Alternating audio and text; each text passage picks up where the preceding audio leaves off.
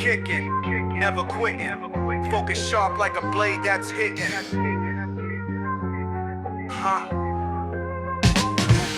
From white belt dreams to the master flow, Paul Coffey's got the mic, now the stories grow. Technique entails discipline and fire. Each guest brings truth to inspire. Keep kicking, step into your power. Keep kicking, moment to the hour. Every strike, every fall, every rise, it's a journey through a warrior's eyes. Old school, new school, all styles blend. From the mat to the mic, where the arts ascend. Philosophy deep, but the vibe stays tight. Martial minds meeting in the podcast light. Keep kicking, step into your power. Keep kicking, moment to the hour. Every strike, every fall, every rise, it's a journey through a warrior's eyes. Keep kicking.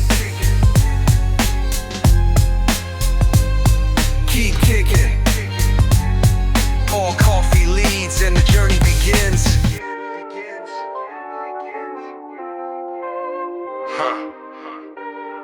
Paul Coffey leads and the journey begins.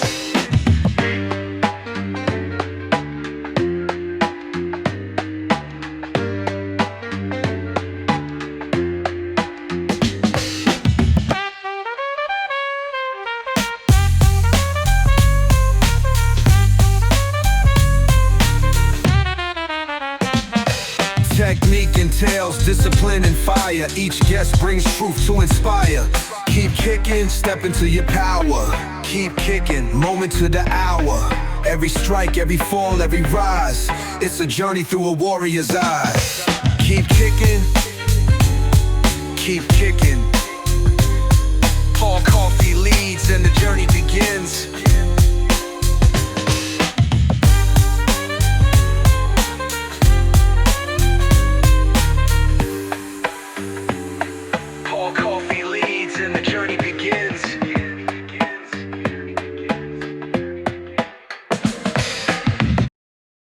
Hello, everyone, and welcome once again to Keep Kicking with Martial Arts Podcast, where I have martial conversations with my martial arts friends.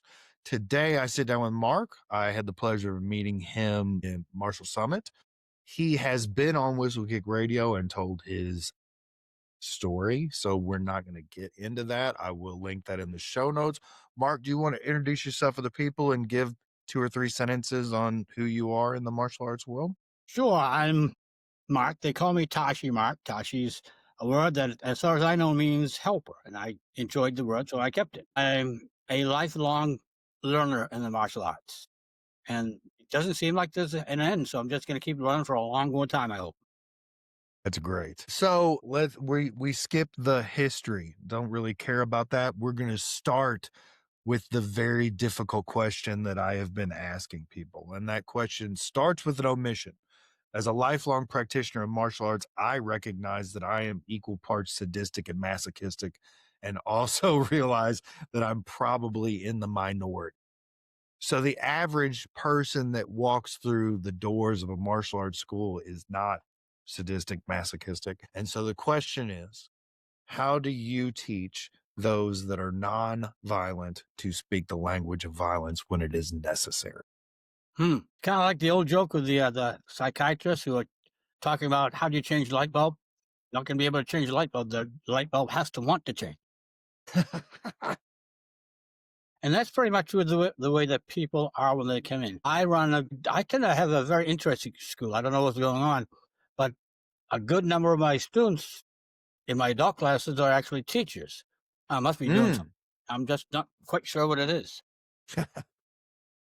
But the average student, they have to want to learn. If you go into any school, any martial arts school, you're going to go in with an attitude of, I want to be there. That means if I know what you do in some of your work is awesome because there's a trip. They want to be there. Now, us as teachers have to figure out how to teach them.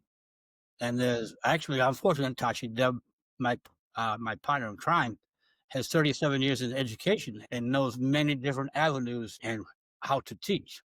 So we guide them. We guide them in the proper direction that they want to go. If they're the younger, more hyper male, we guide them that way. If they're the older, myself included, I want to be a little wiser, we guide them that way. So there's many avenues and many ways to go. And that's my answer there. No, I like that. That's a great answer. Let's go with, what does the average martial arts practitioner neglect in their own practice? Well, that's a very long question. Are we talking about Americans, or are we talking about Chinese, or are we talking about, I mean, if I've been to, So this podcast is part selfish in that, look, in a not malicious way, every martial artist that has taught in part teaches selfishly, because it helps us dissect techniques. It helps us understand techniques better. I'm not saying that we're entirely selfish and that there's not some sort of other reason to teach, but even if it's only 1%, we are selfish and we do that. So this podcast is selfish. I can throw concepts and ideas at people so that they can help me dissect it. You know what I'm saying? yeah, So that question, I would say, is geared more toward Americans, more as a question that is asked so that my students that listen to this podcast can hear it and go, oh, maybe I'm neglecting this thing, So mhm. it is more American than anything. I think I would go back to a very easy question. I would say read a book.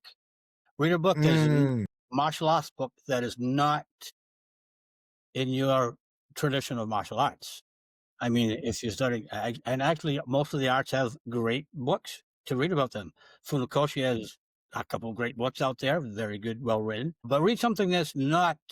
That's where you want to start. Read something that's not in your avenue, in the way that you train. I mean, if you train karate, I would highly recommend reading something by Dr. Ying Ming, mm, very good author, and he might give you some ideas on how to improve your art. Because yeah, absolutely. fundamentally, all the arts, there's no bad art. All the arts are good unto themselves, but they Hmm. go deeper and deeper. They're like, I'll get a pen. I'm waving my pen around now. They're like they're like the layers on an onion. And when you think you get to the center of an art, you better read another book, because there's Mm, more to that art than you're even thinking. I hmm. work with Andrew Adams, and he all of a sudden he's rolling on the ground doing some groundwork. I'm like, wait, you do karate? What's going on here? Each art is determined as art. I would start by reading as many books as you can get a hold of. That's where I'd start. Absolutely. That is a great answer. Like, the common thread for most of the responses on to that question are train more or seek more knowledge. That's Right. the common. We never stop learning. And actually, like, I asked that question so that we could talk about your online presence. That's always fun. Yeah. No, yeah, but online is a mixed bag. Mm. I found your Patreon after taking your class. I subscribed to your Sure. Patreon, and I am going to say it is the best $3 that a martial artist can spend. That's the price I wanted it. What what drives you to make this for people that are not subscribers, and for not you, so that it doesn't come across as a sales pitch? I spend $3 and I get probably a dozen plus instructional videos. Like almost every day it seems like that you're dropping them. It's almost as though you're giving your art away. I want to know where the thought process came from for making your Patreon, and I want to know why the need to give it away. What drives you to do that? I'm going to start at a really strange place that you're going to think is really strange, and you might say, "All right, I was listening to your program, your your own personal podcast with that other man. I'm so happy I listened to that, because that gave me hope in a particular form of martial arts, which I had been banging my head about. And actually, that's where I started, and I have since grown. And that's one of the Okay. things that you two both talked about, is growing past, Hmm. going further and further and further. So I grow as quickly as I can, and I've done different arts. And now Hmm. I want to give it to people. Okay. Now, the thing is, you're in Kentucky. Yeah. So for me to get something to you like that, how am I going to do it? Well, Mm. something good came out of COVID. something very good came out of COVID, believe it or not. That's the use of Zoom, that's the use of the internet, that's the use of Patreon. Mm, We are now sitting here, I'm up in Massachusetts. We're sitting here having a talk. I use my Patreon, I'm able to give you some of the information that I have learned in the best way I can. I do it very slow so that we can learn, mhm, and we can get this stuff out to more people. The more information we have, the better. mhm. And I'm always looking for questions on Patreon. So if you ever have a question on any technique or about anything, I'm always there.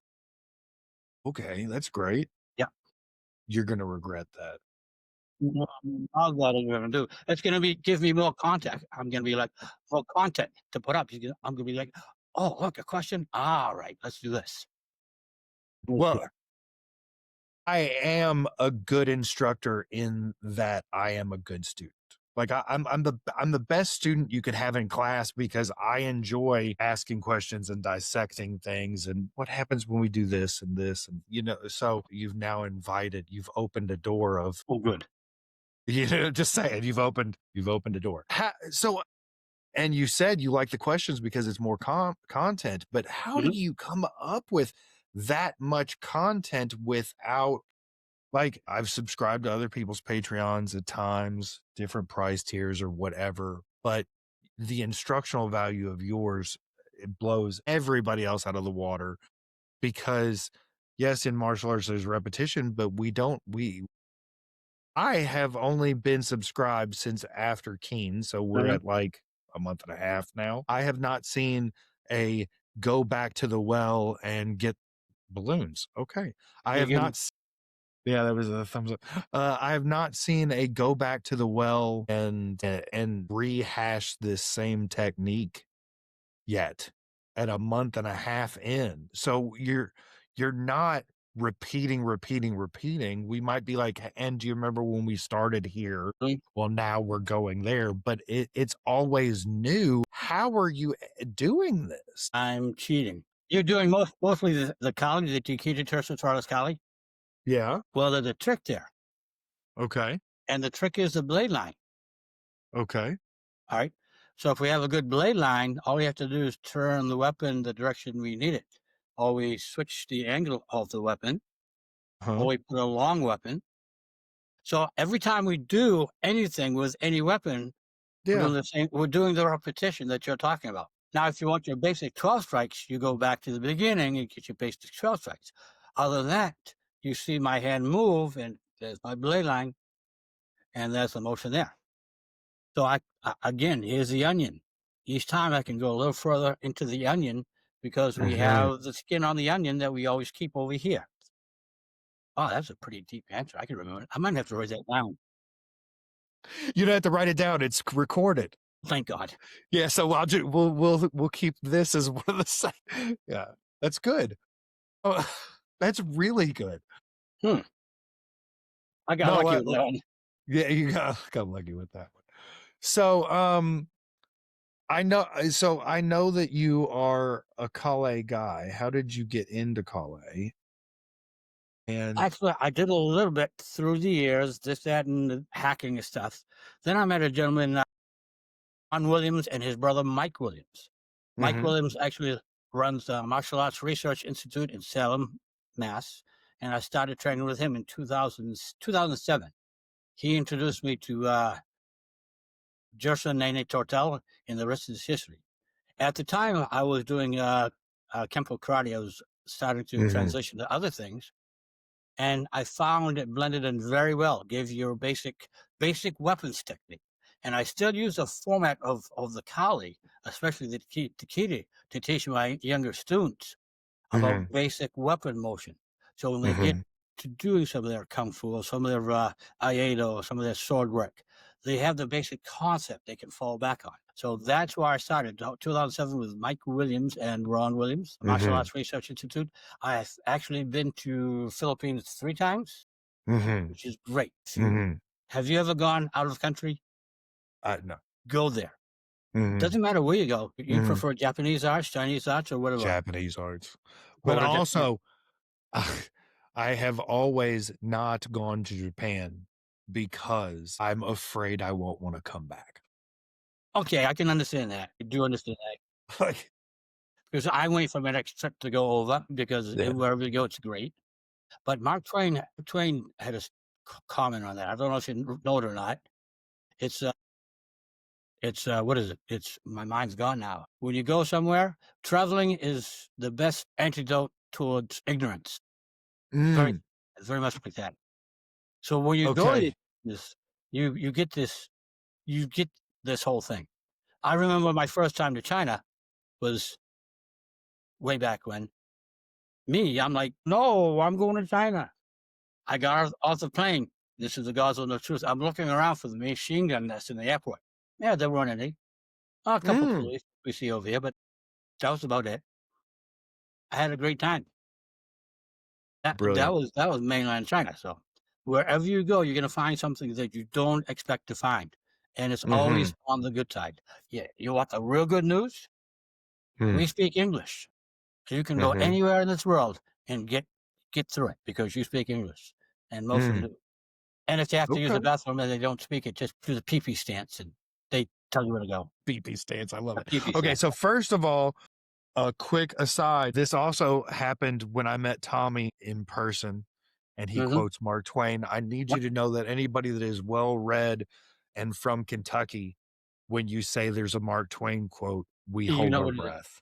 No, no, no, no. We hold our breath. And the reason that we hold our breath is because Mark Twain has a quote where he says, when the world is about to end, I hope I'm in Kentucky because it's 20 years behind the rest of the world. And we're Wow. always like, please, please don't be saying that. But so he also, like, Tommy was talking to me about all these different people I got to meet and Marshall Mhm. Summit. And he's the genesis of what brought me into the whistle kick purview. But Nice. he told me about you and like, oh, you're a Kempo guy. He's a Kempo guy. You guys got to talk Kempo.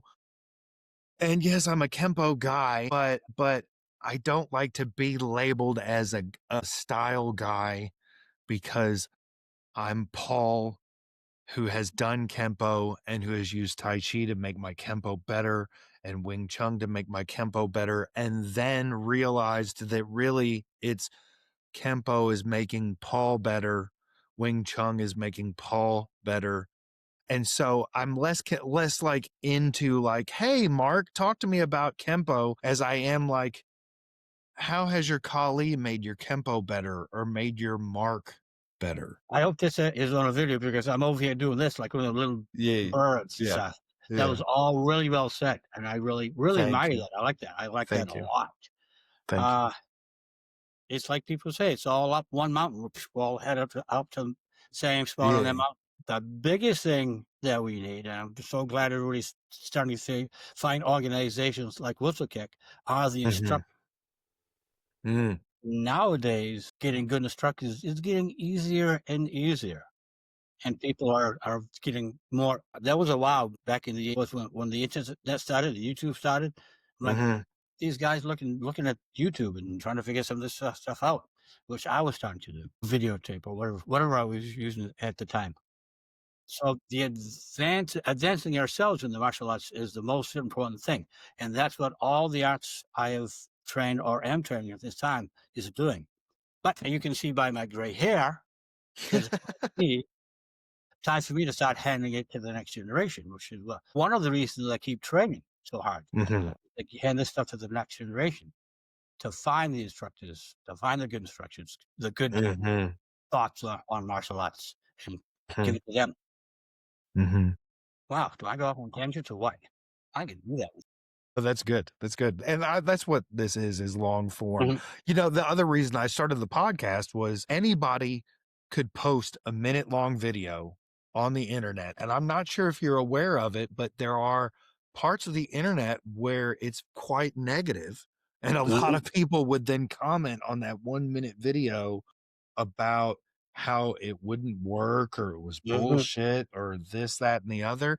When the reality is maybe that minute video was Mhm. posted so that somebody could see a hip change or just a little rotation Exactly. in the shoulder. And so like it was like, hey, we can have these long form conversations and get to a better Understanding. understanding. And I've taken to say that we as martial artists, the only two things we have Mhm. are our perspective and intent. Yep. And it's my job to set the intent as I train, and then it's my job to convey my perspective to other people. That's all Right. that I have. Right. Exactly. I use one of those. I do TikTok videos once in a while, so I'm aware of this other side of the martial arts. But even on TikTok, yeah, uh, I know how to use delete. But even on TikTok, there's a growing community of good martial artists There are, it's wonderful. that are you can go and you see their stuff and they respond nicely and Yes, positively and like your yes, stuff. So, yes. and if you go to the good martial artists and look on that page, look at all the stuff they put up. If you go up to the people that make the negative comments and look at that page, there's nothing there. That's They right. don't put anything up. So it's like, well, That's right. okay, delete. Right. It's that Delete, easy. I delete. mean, That's what we need is the delete button for sure. now as to what we're putting up for that minute, if anybody on the delete side is listening to this, a lot of it is training, as you were saying, a hip adjustment, a foot adjustment. We're not in the UFC. We're not in the cage pounding each other. We're training. We're teaching. So that's what that Mhm, minute's for to mhm, learn or not to mhm, learn. Yeah, up to them. mhm. Ooh, or to learn or not to learn. Oh, God. Okay, so, what, eh, how did you stumble upon making the martial arts music? I want to talk about the martial arts music and all that journey. I don't know what question I want to ask though, because you're doing a thing that nobody else is doing that I've talked to at this point. I wish every martial artist would do it Hmm. because I don't know how much you've listened to. I'm hoping you've enjoyed something. You sent me the thing that was like multiple playlists, and Mhm. I've listened to like one and a half of the playlists. Well, that's works for Yeah, me. yeah. Some of it keeps varying. Every time I do something new, it varies. It's either for my kid, my students, young students, I'm doing some pop, I'm doing some metal for someone else, or I'm doing this. It's a labor of love. It's that is just a passion. I got Hmm. going. I was like, "Toot, toot, toot, toot, toot, toot, toot." I've had so many notes for so long. Back in the day, back when I was a young man, I used to be in a band, so I have all this stuff running through my brain. So I have all these songs, and I keep Hmm. coming up with new ideas and writing down notes. So I just keep working on that, and it has had the effect that I wanted. It has got one person more involved in martial history. One of my students, he says, "Hey, I listen to this, yada yada," and he does my kickboxing. So the Chinese martial arts, he's not really that involved with, but he's been Hmm. listening to his songs and says, "All right, I saw this movie on this guy, Chinese defeating the Japanese pirates," and he went on and on for about 5 minutes. I'm like, "This is great." So I'm working to inspire someone to get into martial arts, or someone Hmm. to like something, or someone to make music. Well, what I think is really cool about it, other than the fact that nobody's doing it, I haven't found anybody else that's doing it, is that martial arts is everything and everything is martial arts. Yes. And I have found the most success for martial artists when they do martial art without the punches and the kicks. If you're doing martial art, but you're really painting, Mhm. you're doing martial art, but you're actually doing pottery. You're doing martial art, but you're making music. Like you grow as a martial artist faster Yes. by Yep. doing things other than punching and kicking. How has that music, that musical outlet, affected your martial arts or your mark as it is? Like first, also hats off to you that it doesn't exist, but because I like the history or the culture or whatever you want to say it about martial art, that's what I feel is being lost current. Like the average martial arts practitioner is currently just go to the gym, learn the thing, do Mhm. it, and rinse and repeat. And they're not like aside from if somebody's in a Brazilian jiu-jitsu like Gracie school or Sagano school, they kind of still teach the culture, but the culture in an MMA gym is being lost. So Mhm. like you So, preserving culture and pushing it forward, I like I can't thank you enough for that because there's not enough people doing that. But what else is it doing for your martial perspective? from my own personal martial Yeah. perspective, how am I gonna put this? Because it's my words, my thoughts, my feeling, and I'm putting it there, then it comes right back out on my speaker. I'm like, and I get all pumped up because I'm telling a story of, say, one of the Chinese heroes, either Guan Yu or Yu Fei. I had this dynamic music in there, and all of a sudden I start playing it. I'm like, boy, do I feel good. As far as my students, because I have this stuff all over the place, they're starting to feel it too. Mhm. Even the younger ones are like, oh. I'm like, this is cool. But So I think it's like about the culture. I'm reinvigorating the culture in a different way, but it's a way to get the culture reinvigorated. mhm. How's that for a circular sentence? That's no, that's good. That's good. I also, if you would allow me to, I would love to end this episode with one of the songs. You could just send me one, which you handpick whichever one, and we'll go out with that I song. know just the one.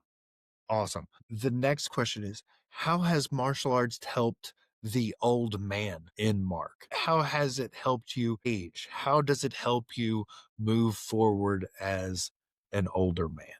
How old do you think I am? I'm horrible at this, and people can't guess my age. And also, martial arts we attribute as the fountain of youth. You know, There you go. You just you answered know, right. But yeah. anyway, But I would guess somewhere mid to late 50s works is for the me. guess. Works for 67. you? 67. Nice, brother. Nice. Okay. Now all the kids hearing this are gonna go 6, 7. But anyways, Yeah. yes. My students were so happy when I turned 67. I'm telling you, it was a party. Anyways, so right at this present time, I have two main instructors that I Zoom Hmm. with every week. One is Stephen Watson, as you Okay. know, internal style. He keeps the inside going. He tries. That'll make him laugh because he tries to keep me centered and rooted. And everyone should work with him a little bit, at least a little bit. Hmm. He's a phenomenal. Absolutely. He's a blessing. I'm going to go off on a tangent tonight. Tingjin, Tingjin, I'm hoping I pronounce that almost properly, is where you can sense your opponent's what they're going, their opponent's intent. I crossed hands with him a couple of years ago at Summit, Hmm. and we were pushing hands. I have a gentle version of push hands, and my brain goes, I'm going to get rid of the tiger claw, and he hits me with a tiger claw. I'm like, what? What just happened? And we're going again. I said, okay, I'm going to kick him, and he kicked me. I'm like, what's going on? This is the kind of thing the guy has. I'm sorry, it just happened. Hmm. Before I Yeah. could do anything, he did it to me. I'm like, "Oh my gosh." Hmm. Hmm. So that's You Stephen Watson. have to have no thought if you're going to have any hope. Exactly. Well, that's what he keeps telling me. I got no thoughts, so I must be getting there. You should see our zones. Those are like Mm. those are classic.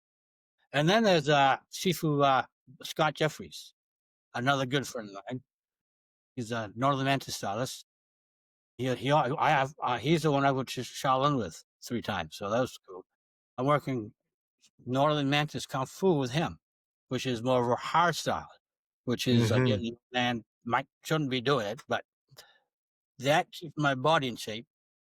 Steven keeps my ego in check, my influence in shape. So now I'm actually starting to finally, after 67 years, I'm starting to put the two together, the internal, Mm. the external, and I feel blessed. I truly Mhm. do. Was that your question? I don't know. Oh yeah.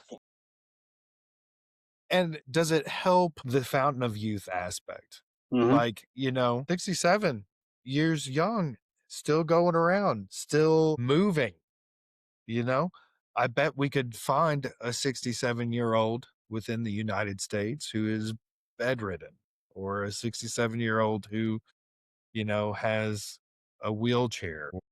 Well, one of there's the a scooters. bar next door where I am. My school's here. There's an Amvest next door. Yeah, you Mhm. can probably see a 50, 40-year-old doing that too. So Yeah. we're not going the other way, to going the wrong way. So Mhm. it is whatever aspect of martial arts you are training, whether it's the harder or the softer or somewhere in between, it is the fountain of youth. Because the one thing I guarantee we all do is that we move. You keep Mm. on kicking, like the shirt says. Thank you. Thank you. Thank you. Um, that means a lot to me. What do you this feels, I ask everybody this question, but this kind of feels like not a good question for you, because instead of asking the question, it feels like I should just tell the viewer his answer is in his Patreon and you should just go subscribe to the Patreon. But what is one thing, if you could give every martial arts practitioner, and it could be a technique, a concept, a philosophy, frame of mind, and exercise, what is the one thing that you would give every martial artist? And before you answer, I would say the answer is go buy him a cup of coffee. It's $3 and you get all of this wealth of knowledge on Patreon. But anyway, you can give the actual Give answer. me Yep. 10, 9, 8. I That don't feels know. like But I can tell you, every martial arts practitioner should buy a copy of Dr. Zhuang Ming's Southern Shaolin Kung Fu, Shaolin Crane and Shaolin Kung Fu. Do you have a copy? yes. It's Yes. a phenomenal book. Mm-hmm. And no matter what style you take, you may be really deep in your style, and you may have all the answers that are placed in this book already. If you're a beginner or anywhere in between, grab that book, read it. Mm-hmm. It'll give Mm-hmm. you it'll give you a lot of clues to a lot of things, a lot of the answers that you may have. Mm-hmm. I think that you inadvertently touched on something that is a lesson that most martial artists need to have. And that is, you said you may already have all these answers. Yep. Martial arts is about repetition. If you have the answer, great, but you probably need to hear it again. Yes. Yeah. Yep. I mean, you know what I'm saying? Hey, if you may have had that epiphany a decade ago, you need to have it again. Now, have you yourself ever had this happen? You have somebody else coming to teach for you, or you have your students in front of another instructor, and this other instructor does the exact same thing, the exact same way you've done it, and explains it the exact same way, and also all your students go, "That's new." So hearing the same thing from a different person is also a good thing to happen. I've seen that over and over again. Now I just think it's funny when it happens. Yes, I have had that happen. I think probably everybody has had that happen. Yep. And also it what would be most frustrating is like when it is said in the exact same manner and you're like, "Hey, I said that last week to the student," and the student's like, "I didn't hear the but part," or I didn't hear. It's like, so one word was what was holding you back. One word, you don't remember anything. It's all about that emphasis on, Yeah, exactly. what is said, how it was said. That's great. What do you think's next for you in your martial arts journey? That's a good question. That's a real good question. Actually, it's funny because I started training a little more. I've started training with the intent of going back on the tournament circuit. Really? Yep. In the late 90s, I used to do a lot of tournaments. So now I'm rededicating myself to doing that. A little different emphasis, but I am getting ready to do that. Just because once in a while you have to lead the charge to take you through further. Sure. And some of my troops aren't as motivated as I'd like them, so I'm going to get them there. And it's going Okay. to be fun. That's awesome. That is not something that you also would hear a 67-year-old say. No, not too often. That's great. You said you used to compete a long time ago. Why did you compete? And why did you stop? Why did I compete a long time ago? To Yes. make sure that I was the best I could be. Okay. Now I'm going to go back to your interview. and what you and the other guy were talking about. Because so often in the martial arts, we have people that tell us we're not as good as we are. Yes. Or they also say we all want all our students to be better than us, and they Mhm. never allow it. Mhm. I took it upon myself to make sure I was as good as I could be, and I pretty much found out pretty quick. Yeah, I was pretty decent Mhm. after actually a gentleman's name of Rocky DeRico. I Mm. was at a tournament in Canada, and I was doing my staff. He's like, "You got it. You really got it." I said, "Thank you, sir. I'm trying." And he said, "No, you got it. You got it." And he's out of Boston. He's really good. And Mhm. that's the time I knew I could relax and go just teach at my school for a while. And that's what I That's did. good. You don't have to win to be a winner. Okay, and so then why did you stop competing? I didn't feel the need anymore. I Good. had Good. I had done what I needed to. The tournament circuit I was on, Mhm. all the winners were already in place when he walked in the door. So I'm like, I'm good. Mm. Okay. I always ask everybody that has competed if there's a student or somebody that's watching this that's thinking about competing, what advice would you give them? Choose what you want to do, and then watch YouTube videos of the best people that you can find. Mm. One of the things that I did that brought me up a notch. That was way back when I was doing that. And there's some tremendous art out there now. You one young lady, Samantha Miltling. She's very good with a staff. If you want to do Mm. staff, there's also whatever you want to do. They're out there, and they will give you tips and advice. And then you go off and you do three things: you practice, practice, practice. That's very good. That's good. So, what are you doing now at your age, at 67, to prepare for tournaments other than practice? This is great. You're gonna love Mhm. this. This should go out to all your students. I've been doing martial arts since 1974. I've been around a while. You know what I'm doing to prepare for tournaments? Mm. Basics, basic Ah, good. techniques to perfect what I need to do. I have, I have a left leg's a little arthritic, so I have to work a little bit on that. But guess what? The basics are getting me back to where I need to be. Kind of corny, but that's what happens. Yeah. No, that's good though. And the basics are the foundation. You know? You want a strong house? Build a strong foundation. Exactly. A house that's 67 years old may have some cracks and the foundation might need to be repaired, Yep. revisited. Once in a while, we get a put a little plaster on there. Plaster. That's what's on your leg is Yeah, plaster. really little plaster. What the since I just asked the question about competing, if there's somebody by some chance, I hope that my podcast, that my videos reach people that are not into martial arts but are thinking about it. What advice would you give somebody if they're watching, they're not into martial arts, but they're thinking about taking martial arts? Go shopping. Look around. Mm. See what there is out there. Go online. I mean, find the name of the school you look at. Go online, see what they have. Check their website. Check their Facebook. Check their YouTube. Whatever you can find. See what they're doing. See what they're up to. Mm-hmm. There's good schools, and I do believe, unfortunately, there may still be some bad schools out there. Mm-hmm. Go shopping. Find what you want to find. Mm-hmm. Find what you need. Don't Mm-hmm. getting in the car and driving 20 minutes is not that bad. Mm-hmm. So if there's a Mm-hmm. school right next to you that's you might want to drive 20 minutes to find a school that's wicked good. Mhm, mhm. And whenever anybody says any advice along those lines, I always make sure to add the caveat of give yourself permission to be wrong. Like if you Mm, go to a school for a month and you're like the culture of the school or the teacher, you're not getting along with the yes. teacher, Yep. you know, Yep. give yourself permission to be wrong and to go find that second school. It's okay to start over. It's okay to, suss something out and it Yep. not be for you.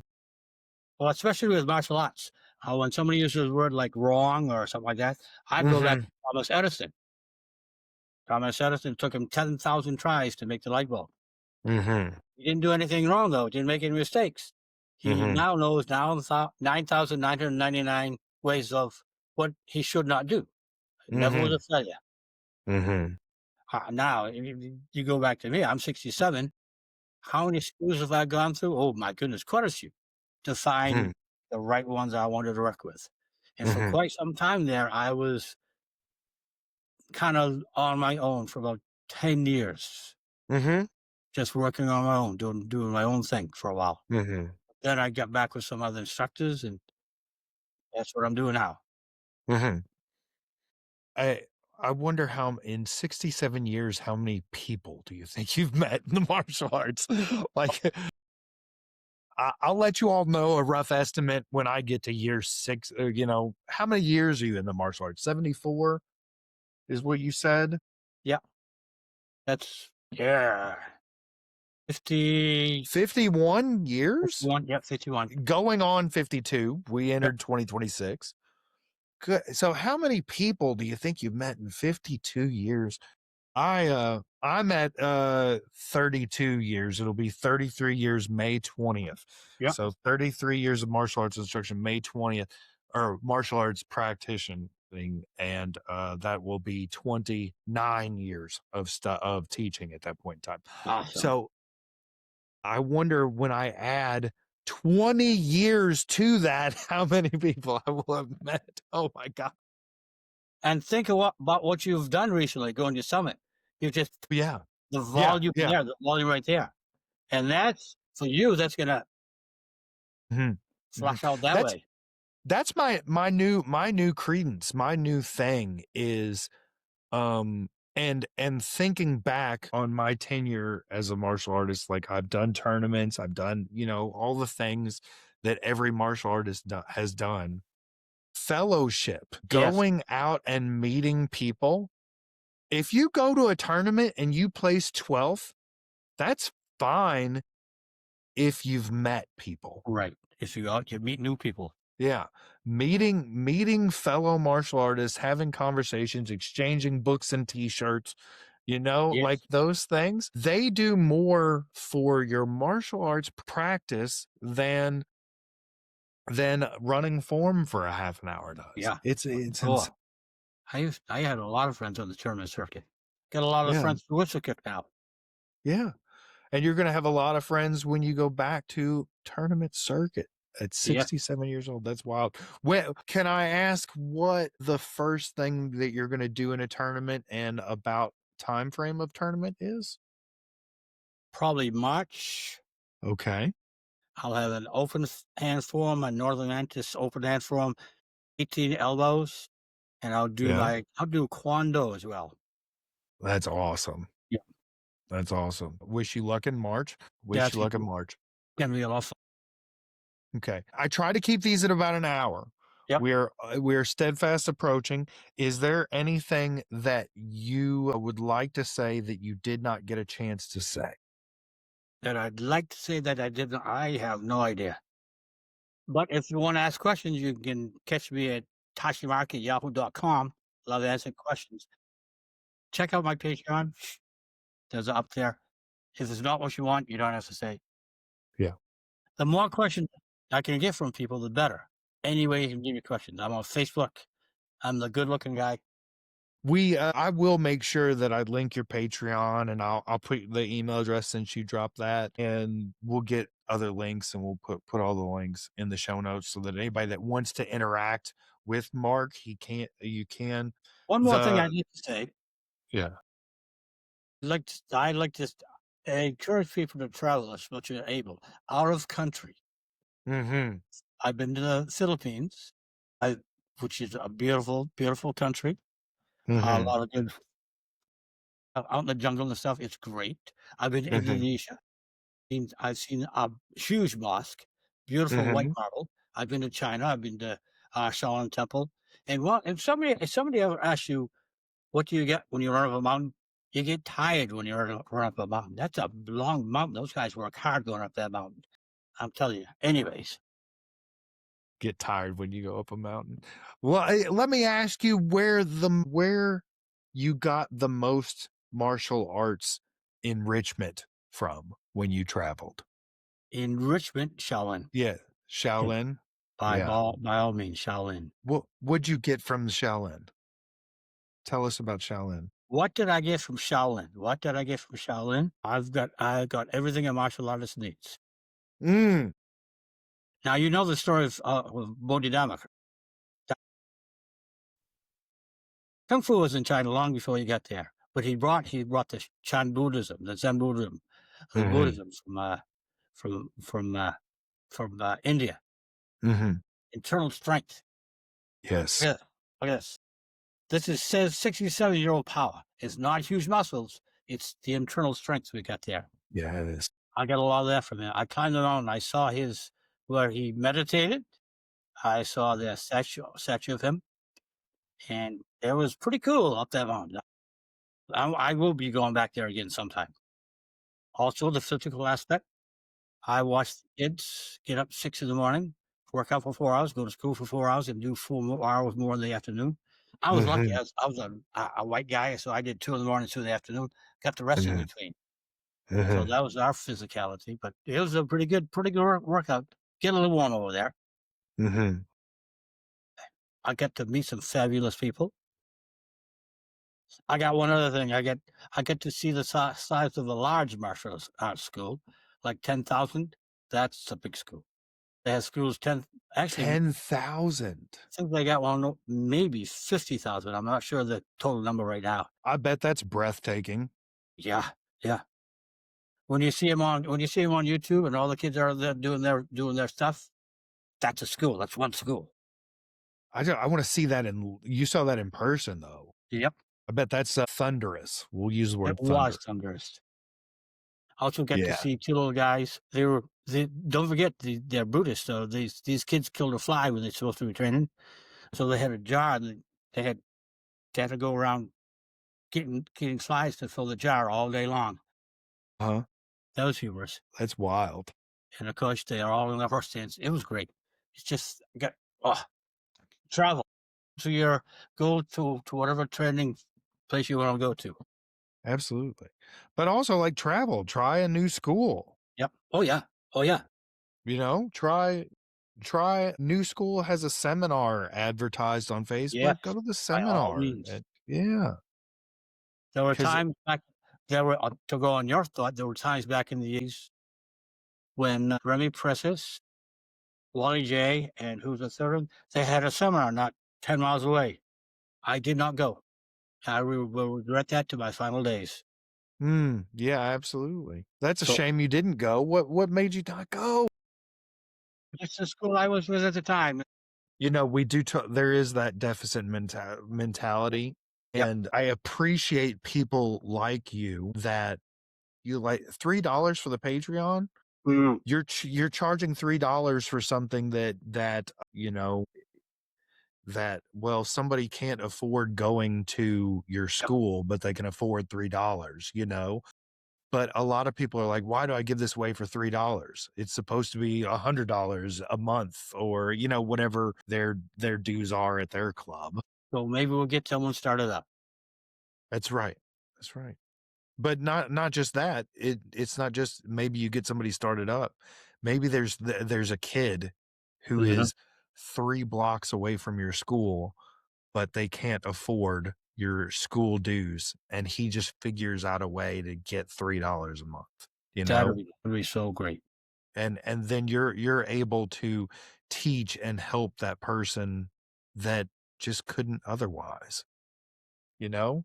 But that those thoughts and those actions don't exist without or with the deficit mindset.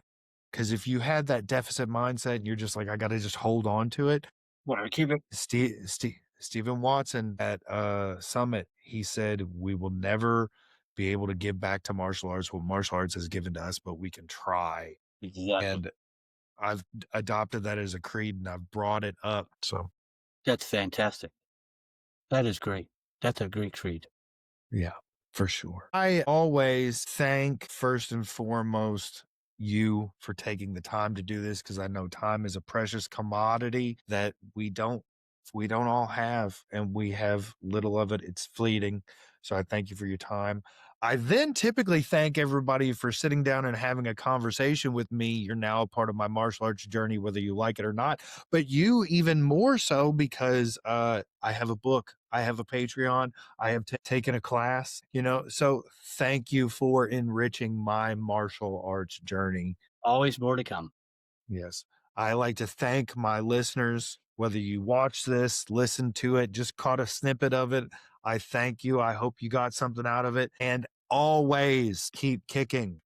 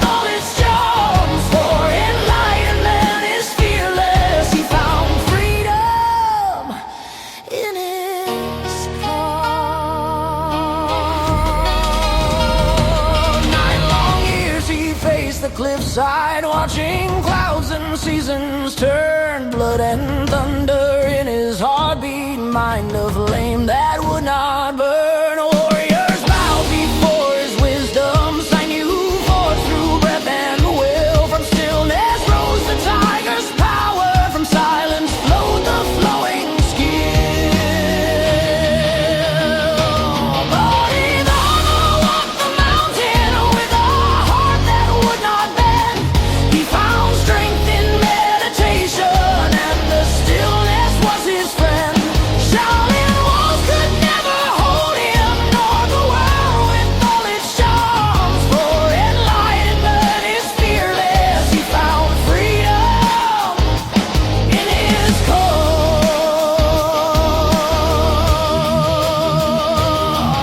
Not by sword nor staff nor arrow, but by conquering the mind.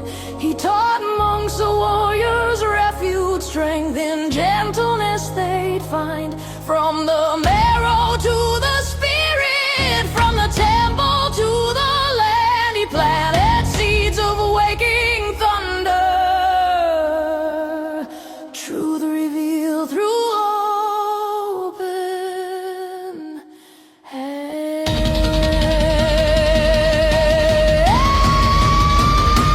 Oh, his armor climbed the mountain, left his footsteps in the stone.